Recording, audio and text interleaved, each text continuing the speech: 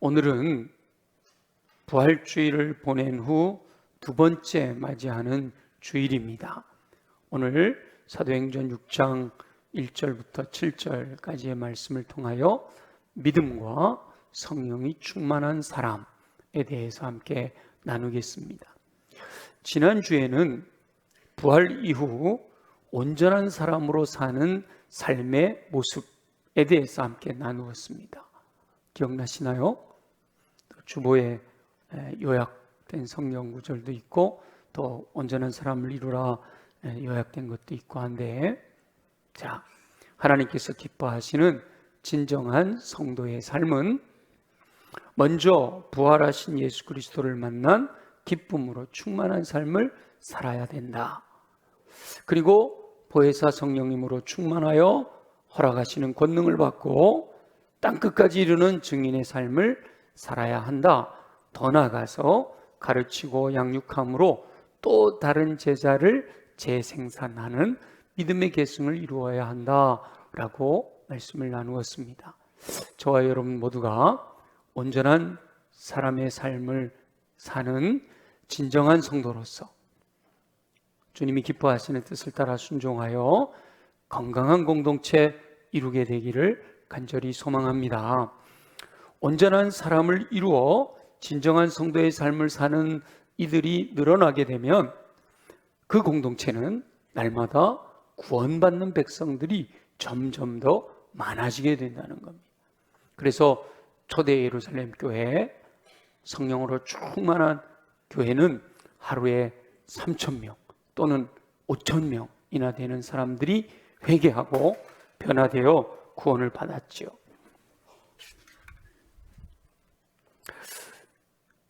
저와 여러분이 하나님의 말씀을 마음에 새겨 순종하면 부활 이후 진정한 성도로서의 삶으로 온전케 되어서 많은 영혼을 구원하는 놀라운 역사를 경험하게 될 줄로 믿습니다.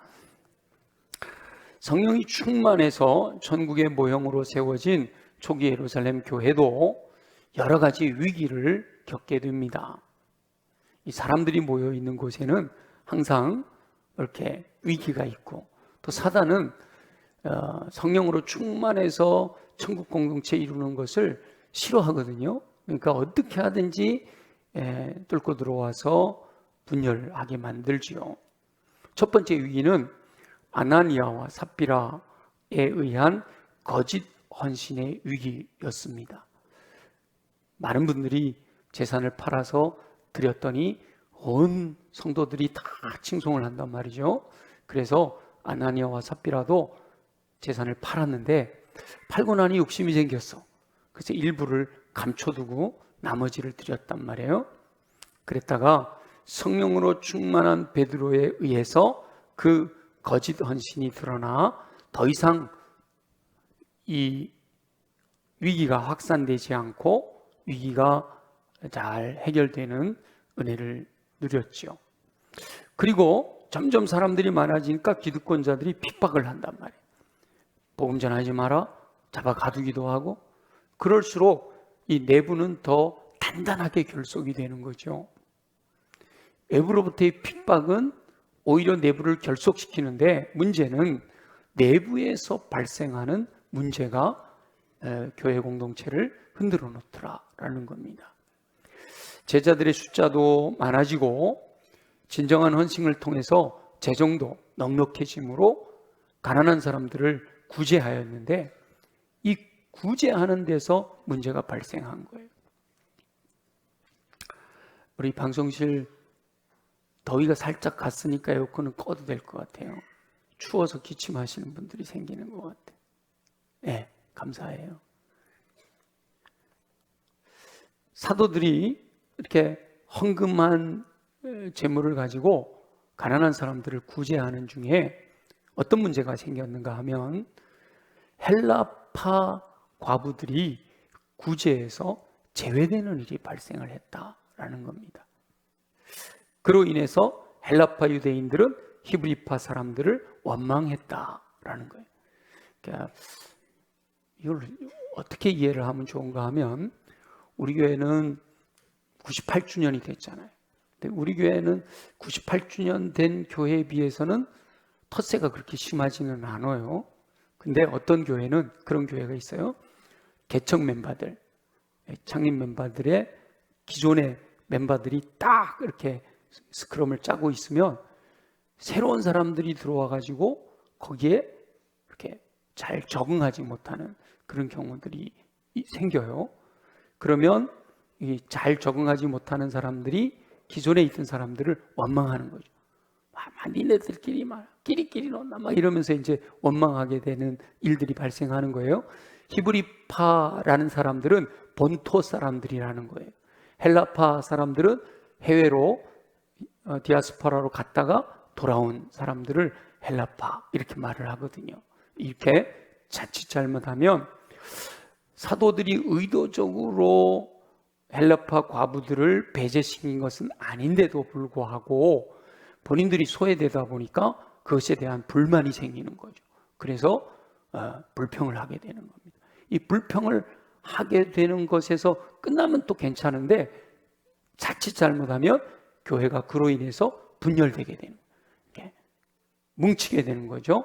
뜻을 같이 하는 사람들끼리. 그래서 교회가 분열되는 가능성이 생기는 겁니다.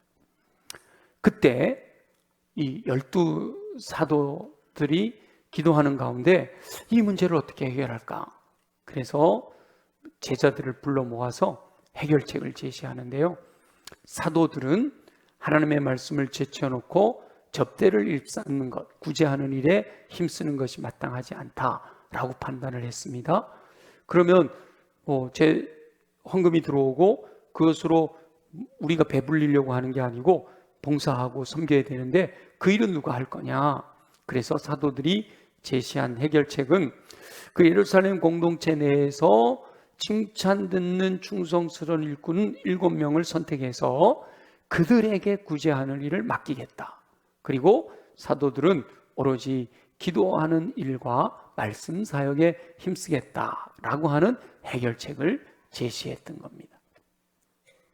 그리고 그 사도들이 지금까지 해오던 일을 맡아 섬길 일꾼을 세우는데 그 일꾼을 세우는 기준이 있었어요. 그 기준을 3절과 5절에 두 번 나오는데 사도들이 제시한 기준은 성령과 지혜가 충만한 사람, 그리고 그렇게 제시되어서 무리들이 선택한 7명 명단 앞에서는 그 사람들을 믿음과 성령이 충만한 사람이라고 소개를 하고 있어요. 두 가지를 이렇게 겹쳐보면 겹치는 것, 성령 충만한 사람을 빼면 세 가지 기준이 나오죠. 믿음과 지혜와 성령이 충만한 사람, 그러니까 믿음이 충만하고 지혜가 충만하고 성령이 충만한 이 사람들을 온전한 사람으로 세워서 그들에게 하나님이 맡겨주신 사명을 감당하도록 위임하겠다라고 하는 겁니다. 오늘 말씀을 통해 이 온전한 사람의 기준에 대해서 하나님의 음성을 듣고 그 음성을 따라 순종함으로써 하나님께서 계획하신 일을 성취하는 온전한 사람으로 사는 저와 여러분 되시기를 예수 그리스도의 이름으로 축원합니다. 먼저는 첫 번째 기준이 뭐라고 그랬죠? 믿음이 충만한 사람이어야 한다는 겁니다. 여기서 믿음이라는 단어의 어원적인 의미는 확신, 신뢰, 충성이라는 의미를 담고 있습니다. 그러니까 하나님을 향한 흔들리지 않는 신뢰, 그 신뢰가 삶의 태도인 충성으로 나타나는 사람, 그 사람이 바로 믿음이 충만한 사람이다 라고 하는 거예요. 어떤 사람이 믿음이 충만한 사람일까? 예수님의 사역 가운데서 예수님이 칭찬했던 믿음의 사람이 가버나움의 백부장이란 말이에요. 예수님께서 가버나움이라고 하는 동네로 들어가셨는데 그 동네에 백부장이 있었어요. 백부장은 100명의 부하를 거느린 군인을 의미해요. 주로 이 백부장들은 로마에서 파견된 로마 군인이에요. 이방인이죠. 근데 이 백부장이 예수님의 소문을 들은 겁니다. 예수님은 병든 자도 고친다, 귀신도 쫓아낸다, 놀라운 기적을 행하신다. 그래서 이 백부장이 예수님에게 찾아왔어요. 예수님, 제 하인이 중풍병이 들려 있는데 제 하인을 좀 고쳐주십시오 라고 요청을 해요. 예수님께서 그래? 그럼 내가 가서 고쳐주겠다 라고 이렇게 말씀을 하셨어요. 그런데 그때 이 백부장이 예수님께 뭐라고 말씀을 드리는가 하면, 예수님이 저희 집에 오시는 것을 저는 감당할 수가 없어요. 다만 이곳에서, 지금 백부장의 집은 저 멀리 있잖아요. 이곳에서 말씀만 하셔도 제 하인의 중풍병이 낫겠습니다 라고 고백을 하는 거예요. 예수님께서 깜짝 놀라셨어요. 와, 이스라엘 중에서도 이만한 믿음을 본 적이 없다 라고 하시면서 백부장의 믿음을 칭찬하셨어요. 그리고 백부장에게 가라 이렇게 말씀하셔요. 그리고 내 믿은 대로 될지어다 라고 말씀하셨더니 그 즉시로 하인의 중풍병이 떠나가고 낫게 되었다 라는 이야기가 나온단 말이죠. 바로 믿음이 충만한 사람이라는 말은 이 백부장과 같은 믿음이 있어야 된다라고 하는 거예요. 하나님을 신뢰하고 말씀만 하셔도 그 말씀의 능력이 나타나게 될 줄 믿습니다 라고 하는 믿음을 가진 사람, 머리로만 알고 있는 게 아니라 실제로 내가 신뢰하는 그 신뢰가 삶에서 태도로 나타나서 충성하는 사람을 믿음이 충만한 사람이다 라고 하는 거예요. 그런 사람이 온전한 사람으로 인정받아 하나님의 일을 감당하게 된다라고 하는 거죠. 사도들을 대신하여 선택된 일꾼들은 믿음이 충만했습니다. 신실한 믿음으로 무엇이든지 명령하시면 순종할 각오가 되어 있었던 거예요. 상황이나 환경, 막 기득권자들이 핍박하는 그런 상황 속에서도 흔들리지 않는 굳건한 믿음을 소유했던 거죠. 그래서 이 믿음은 뿌리 역할을 하게 되는 거예요. 믿음은 온전한 사람을 이루어가는 데 있어서 아주 기본이 되는 뿌리 역할을 하는 거죠. 환경에 흔들리지 않고 끝까지 사명을 감당하는 태도, 그것이 바로 믿음이 충만한 사람의 삶의 모습입니다. 저와 여러분은 우리 하나님이 기뻐하시는 믿음이 충만한 사람, 온전한 사람으로서 하나님께서 맡기신 귀한 사명을 충성스럽게 감당하게 되시기를 예수 그리스도의 이름으로 축원합니다. 두 번째는요, 지혜가 충만한 사람이에요. 지혜의 어원적인 의미는 실천적 통찰력을 의미합니다. 지식이 지혜가 아니고 그 지식을 삶의 현장에서 어떻게 활용하느냐라고 하는 통찰력이 지혜예요. 하나님의 뜻을 알고 내 삶의 현장에서 구제하고 봉사하고 갈등을 해결하고 하는 어떻게 적용해야 될지 방법을 알게 되는 능력을 의미하는 거예요. 저기 그림에 보면 가운데 노랗게 되어 있는 것이 이제 성이잖아요. 성. 근데 옆으로 이렇게 파랗게 되어 있는 거, 이게 무슨 이미지인가 하면 오른쪽에 아벨성의 지혜로운 여인이라고 했잖아요. 어제 날마다 솟는 샘물 본문에, 어제 본문 기억나세요? 날마다 솟는 샘물 묵상 안 하세요? 자, 어제 본문에 보면 다윗 왕이 압살롬의 난을 평정하고 귀환하게 될 때 유다 지파와 이스라엘 지파가 서로 양보하지 않고 자기 유익만을 추구함으로써 반목하게 되었거든요. 결국은 이스라엘 지파의 말보다 다윗의 종친인 유다 지파의 말이 더 강경했단 말이에요. 그래서 그때 비그리의 아들 세바가 반역을 하게 되는데, 이 세바는 에브라임 사람이에요. 그래서 나를 따르라, 그리고 이제 사람들을 몰고 다윗과 대적을 하는 거예요. 다윗의 군대가 그 세바의 반역을 추격을 해가지고 이제 세바는 밀려서 아벨성으로 숨어 들어가게 됩니다. 다윗의 군대가 이 아벨성을 공략하기 위해 포위하고, 이 성을 꽉 문을 걸어 잠그면 감당이 안 되잖아요. 그래서 옛날에는 이 성을 공략하는 방법이요, 성 밖에다가 토성을 쌓아 올려요. 그리고 위에서 이제 공격을 하게 되는 거죠. 그럴 때 아벨성의 지혜로운, 이름도 없어, 그냥 지혜로운 여인이라고 불리는 이 여인이 우리는 잘못한 게 없는데 어찌 우리 성을 쳐들어왔느냐라고 이제 다윗의 군대, 특별히 요압에게 요청을 하죠. 그랬더니 요압이 그래요. 아벨성은 우리하고 아무 상관이 없다. 근데 그 성에 숨어있는 세바의 목을 쳐서 성 밖으로 던지면 우리는 물러가겠다. 그렇게 이야기를 하잖아요. 그래서 이 지혜로운 여인이 성 안에 있는 사람들을 불러 모아서, 성경에는 무엇으로 설득했는지 이야기는 안 나와요. 근데 그들을 설득해서 이 세바의 목을 쳐서 성 밖으로 던지게 되니까 다윗의 군대가 포위를 풀고 떠나감으로 아벨성이 구원을 얻게 되는 그런 장면이 나온단 말이에요.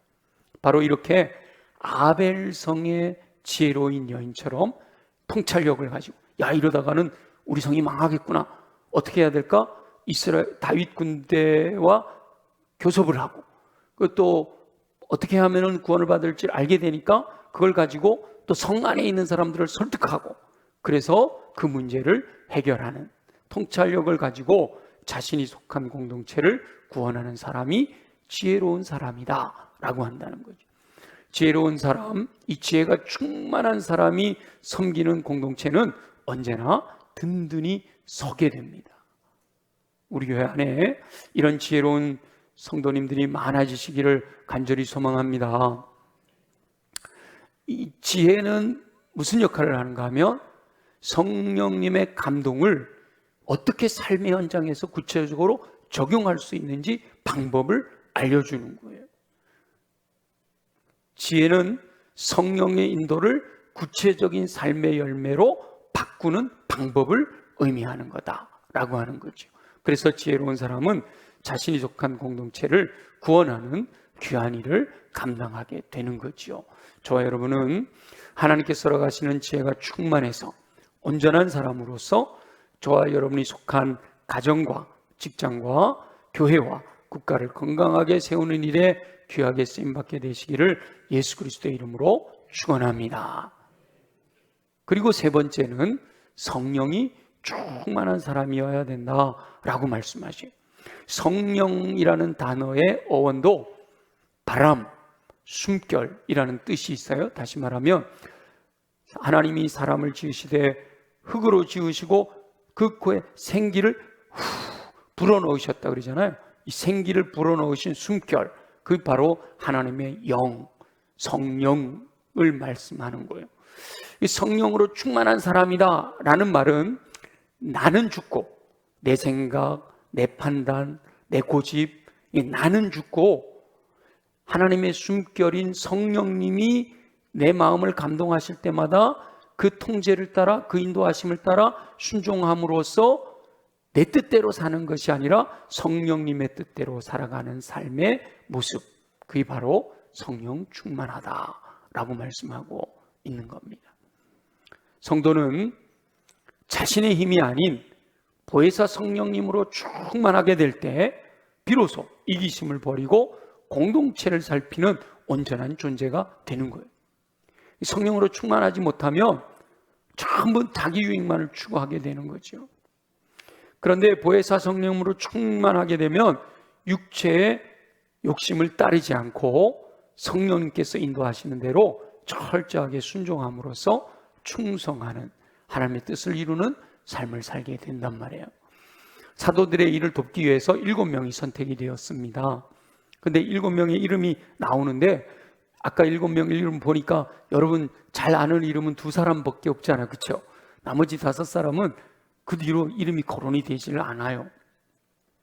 그 2사람이 스데반과 빌립인데 이 2분이 사도행전에서 계속하여 언급되는 이유는 이 스데반과 빌립은 복음을 전하는 사람이었기 때문에, 오직 성령이 너희에게 임하시면 너희가 권능을 받고 예루살렘과 온 유대와 사마리아 땅끝까지 이르러 내 증인이 되리라 하셨잖아요. 그래서 사도행전은 다시 말하면 성령행전이라고도 하는 거예요. 그래서 이 7사람 중에서 특별히 스데반과 빌립이 복음을 자기에게 맡겨진 구제하는 일에 충성을 하면서도 보혜사 성령께서 마음의 감동을 주시는 대로 증인의 삶을 살았기 때문에 특별히 두 사람은 계속해서 드러나는 거지요. 그런데 이 스데반과 빌립이 증인의 삶을 살았다라고 하는 것이 바로 그들이 성령으로 충만한 사람이다 라고 하는 것을 증거하는 거잖아요. 성령이 임하시면 증인이 되리라. 스데반과 빌립이 증인된 삶을 살았다? 아, 그들은 성령으로 충만한 사람이었구나 라고 할 수 있단 말이죠. 마찬가지로 성경이 기록되어 있지는 않지만 선택된 일꾼들의 삶에서 스데반과 빌립의 모습을 보니까 나머지 분들도 성령으로 충만한 삶을 살았을 거다라고 이렇게 우리가 이해를 할 수가 있게 되는 거죠. 그렇다면 성경 전체를 통해서 성령 충만한 사람들을 통해서는 어떤 현상이 나타나느냐? 대표적으로 두 가지 결과가 나타나는데요.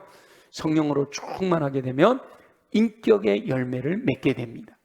하나님의 사람으로 온전케 되어 예수 그리스도의 인격을 닮은 삶을 살게 하는 거죠. 사랑과 희락과 화평과 오래 참음과 자비와 양성과 충성과 온유와 절제, 인격이 예수 그리스도를 닮아가는 삶을 살아가게 된다. 이 내적인 열매를 맺게 되는 거예요. 그리고 밖으로는 은사가 주어지는 거예요. 성령 충만함으로 주어지는 은사는 모든 선한 일을 행할 능력을 갖추게 하여 하나님께서 맡기신 사명을 완수할 수 있게 해주는 겁니다. 그래서 은사는 대표적으로 고린도전서 12장에 나오는 9가지 은사죠. 지혜와 지식과 믿음과 병을 고치고 능력을 행하고 방언을 말하고 예언하고 이런 은사들이 주어지게 된다라는 거예요. 성령 충만하게 되면 증인이 되어지고 인격이 예수 그리스도를 닮아가게 되고 그리고 은사를 받게 되어서 하나님 맡기신 사명들을 충성스럽게 열매 맺는 것으로 감당할 수 있게 된다라고 말씀하고 있는 거죠. 저와 여러분은 성령으로 충만하게 되어 온전한 사람을 이루어 복음 전하는 증인으로 예수 그리스도의 인격을 갖춘 삶으로서 더 나아가 모든 선한 일을 행할 능력을 갖추어 사명을 완수하는 삶을 사시기를 예수 그리스도의 이름으로 축원합니다. 하나님의 일꾼으로 쓰임받는 기준 세 가지 뭐라 그랬죠? 믿음이 충만한 사람, 지혜가 충만한 사람, 성령이 충만한 사람. 이렇게 되면 그들이 선택되어서 하나님의 나라 일꾼으로 쓰임받게 된다라고 하는 거죠. 근데 이 세 가지가 따로 구분되어져 있는 것이 아니라 온전한 사람을 이루기 위해서는 이 세 가지가 하나로 채워져야 된다라는 거예요. 성령은 삶의 동력이 되고 지혜는 그 동력을 사용하는 방법이 되고 믿음은 그 길을 끝까지 걷게 하는 뿌리가 된다라고 하는 거죠. 그래서 믿음과 지혜 그리고 성령이 모두 갖추어진 사람, 그 사람이 온전한 사람을 이루게 되고 그런 사람들이 주의 영광을 위하여 충성하고 헌신하게 될 때 그 공동체가 건강하게 세워지고 그 공동체를 통해서 수많은 사람들이 구원 얻는 역사가 일어나게 된다라고 하는 겁니다. 그래서 이 세 가지는 잘 조화를 이루어야 돼요. 근데 이 조화가 깨어지게 되면 문제가 발생하는 겁니다. 볼까요?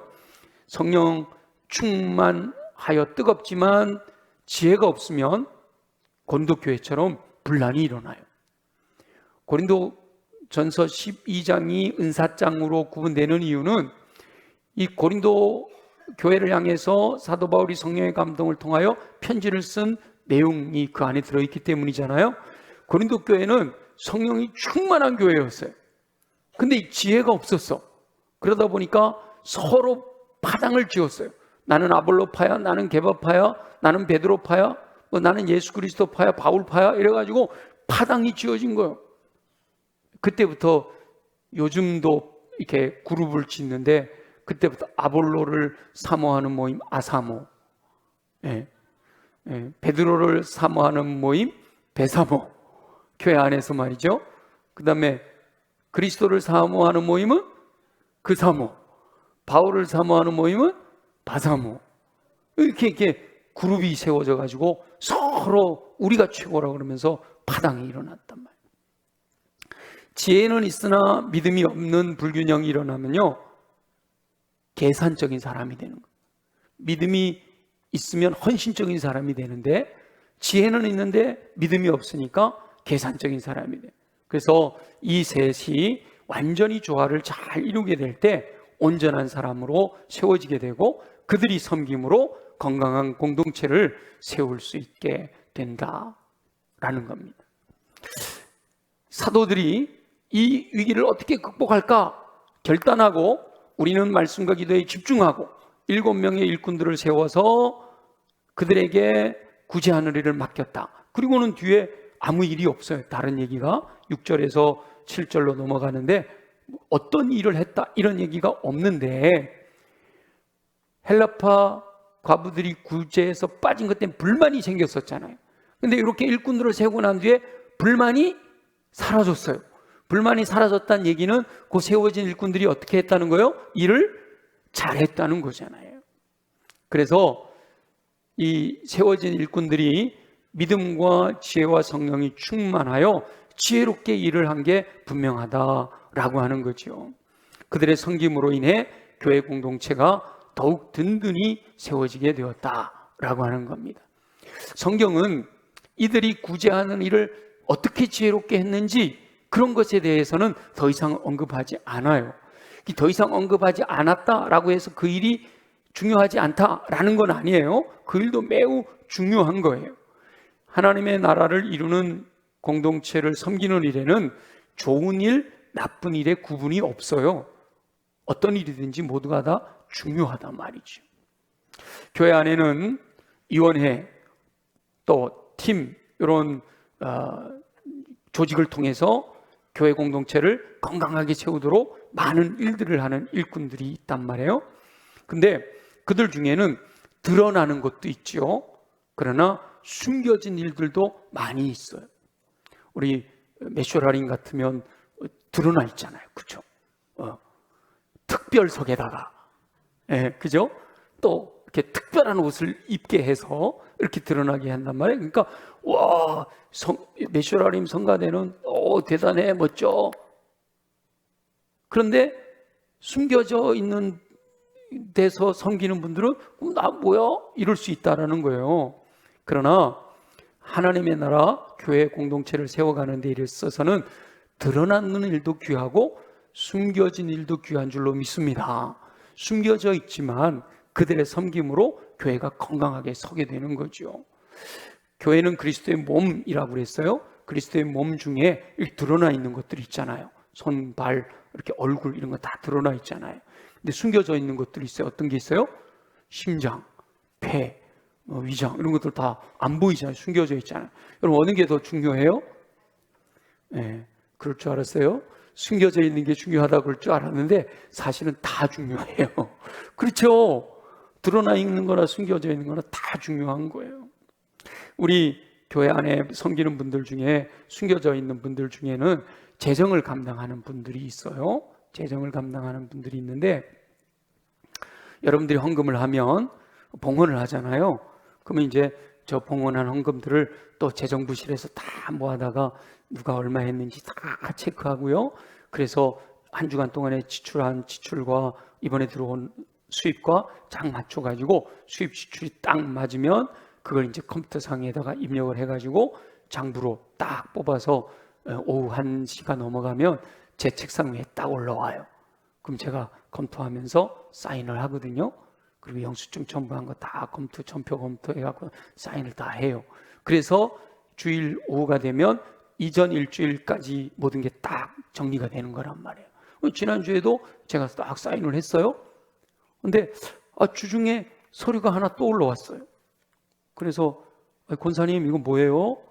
그랬더니 뭐라 그러냐면 지난주에 다 정리를 하고 나서 다시 통장이랑 잘 검토를 해봤더니 1원이 차이가 났다는 거예요. 1원. 이게 왜 이자가 들어가고 나가고 그러다 보면 왜 이렇게 끝자리 1원까지 계산하잖아요. 그죠? 이자 들어가고 나가고 하면. 근데 1원이 차이가 났다는 거예요. 그걸 이제 찾느라고. 그걸 찾아가지고 1원을 찾았어. 그래서 다시 장부를 정리해 갖고 올라왔어요. 제가 사인해서 내려보냈는데, 여러분 우리 교회는 이 재정부에 섬기는 분들이요 이렇게 철저해요. 이론 하나도 틀리면 안 돼. 제가 전에 어떤 이렇게 그룹에서 재정을 보다 보면 이렇게 쓰고 이러다 보면 조금 안 맞을 때가 있잖아요, 그죠? 그럼 어떻게 해요? 그럼 맞았다고 해. 그리고 이렇게 수입 지출 대충 맞춰갖고 넘기잖아요. 근데 우리 교회는 안 그래요. 1원짜리 하나도 반드시 찾아낸다. 그분들이 그렇게 성실하게 숨은 곳에서 섬겨주니까 성도들에게 불만이 없는 거죠. 한 달에 한 번씩 당회를 하면서 정확하게 검토하고 3개월에 한 번 직원을 해서 여러분들에게 다 오픈하고 또 1년에 한 번 사무총회를 하면서 재정에 관한 것들을 투명하게 어떻게 들어와서 어떻게 사용했는지 다 보고하잖아요. 그 일들을 숨어져 있지만 재정부원들이 매주마다 하는 거예요. 또 여러분 우리가 이렇게 예배를 드리면 조명이라든지 아까 온도, 제가 더우면 또 덥다, 또 추우면 춥다 막 이러잖아요. 그걸 어디서 조정하는지 아세요? 아까 제가 어디다가 조정해달라고 그래요? 방송실에다가 얘기하잖아요. 방송실에서 일하는 분들이 보여요, 안 보여요? 안 보여요. 숨겨져 있어요. 그런데도 불구하고 그분들이 섬기지 않으면 너무 덥고 소리가 너무 크거나 소리가 또 너무 작아서 모기처럼 들리거나 말이죠. 여러 가지 환경이 조성이 되지 않을 수 있어요. 어떤 일은 이렇게 숨겨져 있지만 교회 공동체를 세우는데 아주 중요한 역할들이 있다는 거죠. 그래서 교회 안에는 어떤 것은 좋고 어떤 건 나쁜 게 없어요. 다 감당해야 될 좋은 일들이란 말이에요. 근데 이렇게 숨겨져 있기 때문에 성도들이 모르는 수도 있고요. 또 봉사하시는 분들이 숨겨져 있기 때문에 아무도 보지 않는다라고 혹시 소홀할 가능성도 있어요. 그래서 저와 여러분들은 숨겨져 있다라고 해서 서운해하기보다 달란트를 따라 허락하신 자신이 맡은 일에 자부심을 가지고 작은 일에도 충성하게 되면 큰 일도 맡겨주시는 은혜를 누리게 될 줄로 믿습니다. 성경은 이렇게 선택된 일꾼이 구제하는 일을 지혜롭게 행하였다라고 하는 것보다 더 중요한 복음을 전하는 일에 대한 사역을 언급하고 있어요. 그래서 스데반은 복음을 전하다가 순교했다.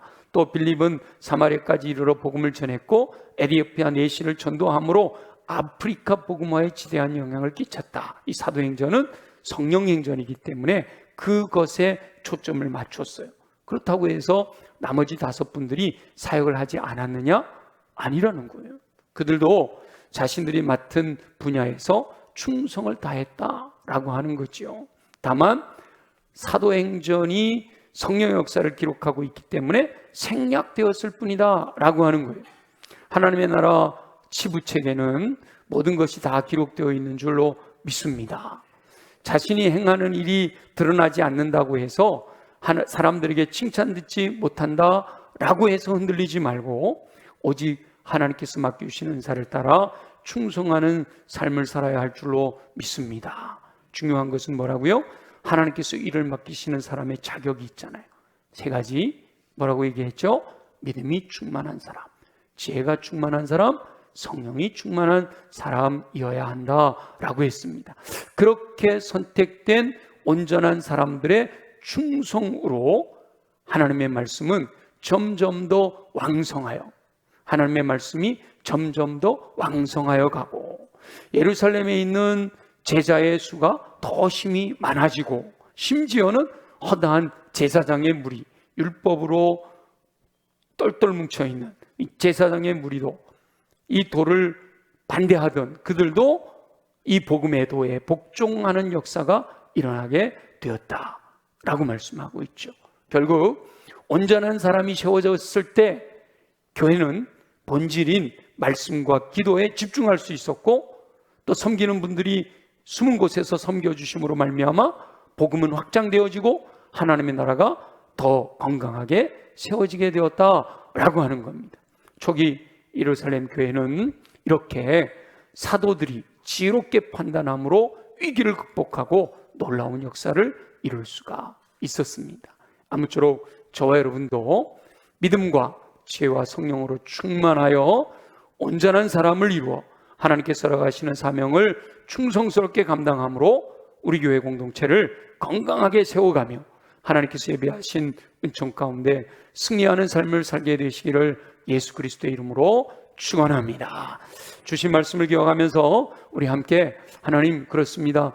내가 온전한 사람으로 믿음과 지혜와 성령이 충만하게 하시고 하나님 맡겨주신 사명들, 내게 주신 달란트를 따라 드러나든 숨겨져 있든 그 일에 충성을 다함으로 하나님의 교회 공동체를 건강하게 세우고 하나님 나라를 확장시켜가며 날마다 구원받는 사람들이 늘어나는 귀한 은혜를 경험하게 하여 주옵소서. 다 같이 함께 통성으로 기도합니다.